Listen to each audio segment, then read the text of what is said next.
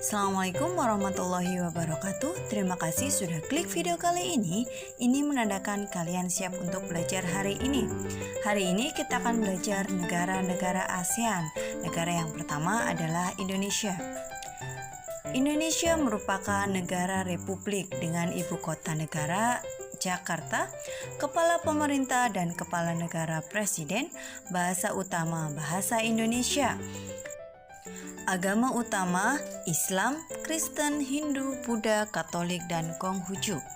Suku bangsa, dari hasil sensus 2010, jumlah suku bangsa kurang lebih 1128 jiwa. Mata uang rupiah, hari kemerdekaan 17 Agustus 1945. Lagu kebangsaan Indonesia Raya. Indonesia adalah negara kepulauan terbesar di dunia dengan jumlah pulau mencapai 13.466 dan luas daratan 1.922.570 km persegi dan luas perairan 3.257.483 km persegi. Indonesia terletak di antara 6 derajat lintang utara sampai 11 derajat lintang selatan, 95 derajat bujur timur sampai 141 derajat bujur timur. Di antara dua benua, yaitu benua Asia dan benua Australia, dua samudra, Samudra Pasifik dan Samudra Hindia. Indonesia secara geologis merupakan daerah pertemuan antara dua deretan pegunungan, yaitu Sirkum Pasifik dan Sirkum Mediterania. Indonesia juga merupakan pertemuan antara lempeng Asia, Indo-Australia, dan lempeng dasar Samudra Pasifik, sehingga mengakibatkan banyak gunung berapi dan sering terjadi gempa bumi, baik gempa bumi tektonik maupun vulkanik. Indonesia dilalui oleh garis khatulistiwa. Ini menyebabkan Indonesia beriklim tropis, sehingga hanya memiliki dua musim, yaitu musim penghujan dan musim kemarau. Indonesia juga terdapat banyak gunung berapi, daratan rendah, daratan tinggi, dan peneplain. Jumlah penduduk Indonesia pada tahun 2015 mencapai 255,7 juta jiwa dengan tingkat kepadatannya mencapai 475 jiwa per kilometer persegi. Sebagian besar penduduk Indonesia tinggal di Pulau Jawa, disusul Sumatera, Sulawesi, dan Kalimantan.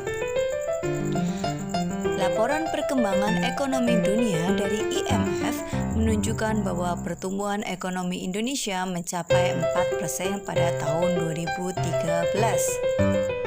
Ekspor utama Indonesia mengandalkan sektor minyak dan gas, serta hasil sumber daya alam berupa bahan-bahan mentah seperti hasil hutan, hasil pertanian, dan perikanan. Adapun impor utamanya berupa perkakas industri, farmasi dan kimia, barang-barang elektronik, dan otomotif. Sumber daya alam.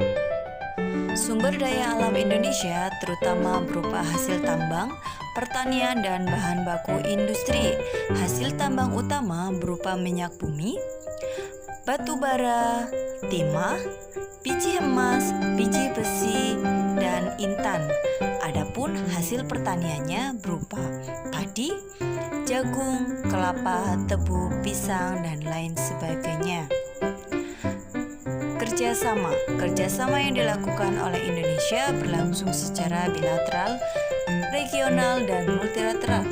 Kerjasama bilateral atau kerjasama satu dengan negara yang lain pada umumnya menitik beratkan pada sektor ekonomi berupa ekspor dan impor. Contoh di sini, Indonesia mengekspor hasil hutan seperti kayu dan bahan-bahan tambang ke Jepang, sementara Jepang mengekspor barang-barang elektronik dan otomotif ke Indonesia. Kerjasama di bidang ekonomi negara-negara kawasan Asia Tenggara meliputi ekspor dan impor barang-barang mentah serta barang jadi, pengelolaan tanaman pangan dan hutan, pendirian pabrik bersama, pengiriman tenaga kerja, dan masih banyak lagi. kerjasama Indonesia di negara-negara ASEAN dalam bidang sosial dan budaya, yaitu melalui proses pariwisata. Kerjasama antara Indonesia dan berbagai negara dilakukan dengan organisasi internasional yang terdiri atas beberapa negara. Contoh, selain di kawasan regional, ada juga kerjasama dalam organisasi-organisasi lain seperti APEC, Gerakan Non-Blok, dan PBB.